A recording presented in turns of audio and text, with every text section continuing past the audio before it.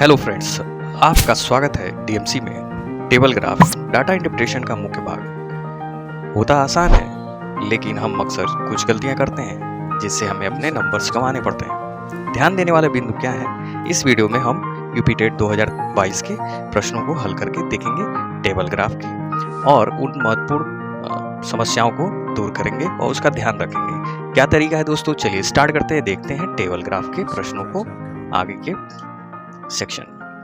दोस्तों, ये जो क्वेश्चन आपको शो हो रहा है, इसमें आप देख रहे हैं वर्ष, और यहाँ पे आपको फसलों के बारे में जानकारी दी जा रही है। ठीक है, तो यहाँ पे आपका जो पहला रो है वो है 2010-11 का, और अंतिम रो है आपका 16 से 17 का। ठीक है, और ये जो कॉलम है, ये जो लंबाई में आप जा रहे हैं ऊपर से नीचे की ओर, ये गेहूं का है। ठीक है, ये चावल का है, और ये बाजरा का है, और ये मक्का, और लास्ट में आपका आलू का है। ठीक है, तो ये जो ऊपर से नीचे की तरफ आ रहे हैं, ये आपका कॉलम है। ठीक है, और जो आप पैरेलल अगर आप जा रहे हैं स्क्रीन के, तो ये आपका जो है रो है। ठीक है, तो आइए देखते हैं प्रश्न क्या है। क्वेश्चन नंबर 1 में आप देख रहे हैं, गेहूं के उत्पादन में किस वर्ष के दौरान गिरावट दिखाई दी? दोस्तों, यहाँ पे गेहूं है। ठीक है, और इसका उत्पादन जो है 10 से लेके 11 से लेके और 17 तक, ये आपका गेहूं है। और किस वर्ष गिरावट दिखाई दी? देखिए, यहाँ एक 61 है, यहाँ पे 70 हो जा रहा है, तो बढ़ोतरी हो रही है। यहाँ 70 है, 71 हो जा रहा है, यहाँ पे भी बढ़ोतरी हो रही है, और यहाँ 71 से 70 हो जा रहा है। इसका मतलब यहाँ पे गिरावट हुई है। ठीक है, आगे भी चेक कर लेते हैं। देखिए, यही गलती होती है दोस्तों एग्ज़ाम में, कि हम नेक्स्ट की चीज़ों को चेक नहीं करते हैं। ठीक है, पूरे टेबल में हमने ध्यान से इसको चेक कर लेना है। अब यहाँ पे देखिए 70 से जो है 68, यहाँ पे कमी हुई है, यहाँ भी गिरावट हो रही है। 2015 में 14 से लेके 15 में भी गिरावट हो रही है। अब आप बताइए 2013-14 और 14-15, दो आंसर आपके मिल रहे हैं, 13-14 और 14-15, ए और सी। तो आप दो आंसर पे तो टिक करेंगे नहीं। ठीक है, तो आप किसी एक आंसर पे टिक करेंगे, और आपको जो कॉमन नंबर मिलना होगा वो आपको मिलेगा। तो इसका आंसर जो है दोस्तों NA, इनमें से कोई नहीं दोस्तों। अगले प्रश्न पे देखते हैं दोस्तों क्या है। नेक्स्ट क्वेश्चन कहता है कि इनमें से किस फसल में 13 और 17 के मध्य उत्पादन में लगातार वृद्धि दर्ज की गई? ओके, 13 से 17 के बीच में दोस्तों, यहाँ से लिखिए, ऑप्शन आपका आ रहा है, यहाँ से स्टार्ट हो रहा है। ये दो कॉलम्स, दो रो जो है आपको छोड़ने हैं। ठीक है, और 13 से 17 के बीच में वृद्धि जो है किसमें ज़्यादा हो रही है? लगातार वृद्धि हो रही है, मतलब यहाँ से आप इसका देखिए 71 है, यहाँ 70, ये तो गिर गया, ये खत्म हो गया, वृद्धि हो ही नहीं रही है। यहाँ पे 96 है, और यहाँ पे 98 है, इसका मतलब वृद्धि हो रही है। यहाँ कमी आ गई, इसको भी छोड़ देंगे।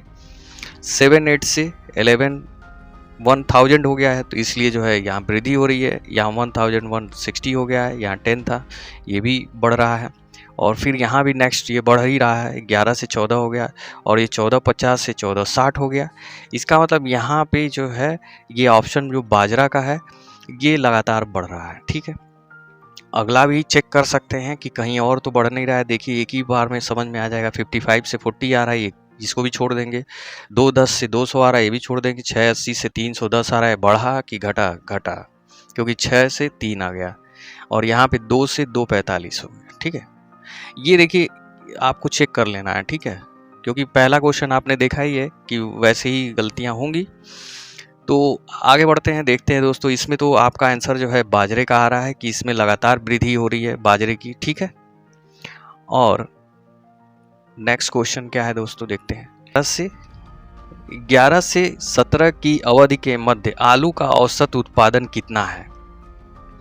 यहाँ पे दोस्तों आलू के उत्पादन का औसत ज्ञात करना है 11 से 17 के बीच में। देखिए, ध्यान दीजिएगा, कभी भी ये पूछ सकता है कि अगर 13 से 17 के बीच में, तो आप केवल इतना ही ऐड करेंगे। ठीक है, अब ये बोला 11 से 17, ठीक है, तो 11 से 17 तक ऐड करेंगे।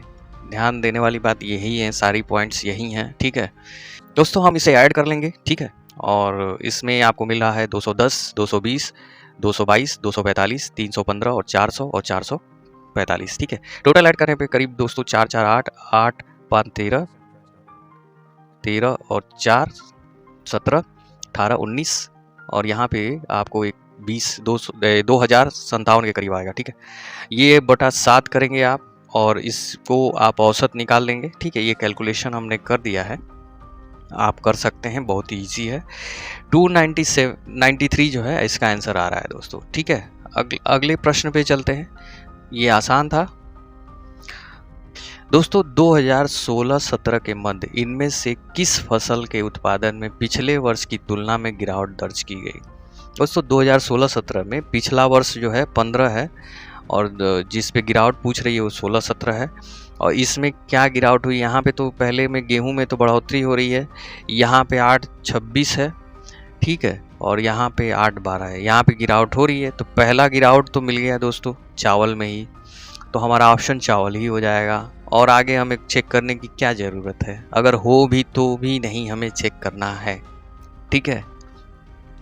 आंसर हमारा मिल गया, पिछले वर्ष की तुलना में गिरावट दर्ज की गई, तो पहले ही गिरावट वाला ऑप्शन मिल जा रहा है चावल, इसलिए हमारा आंसर चावल पे होगा। अब आप कहेंगे कि यहाँ भी गिरावट हो रही है 1-10 से 75, तो भैया पहले ऑप्शन जो आ चुका है उसी को मानने होगा, ठीक है। सेकंड ऑप्शन इसमें नहीं मानेगा। जब पहली ही राउंड में गिरावट आ गई है तो उसी को आंसर दिया जाएगा ना, चावल पे, ठीक है आंसर। ओके, आगे बढ़ते हैं दोस्तों अगले प्रश्न पे। आलू का उत्पादन 15-16 में 10-11 का अंदाजन कितना गुना है? 15-16, ठीक है, ये 15-16 हो गया और आपका 10-11 यहाँ हो गया, ठीक है।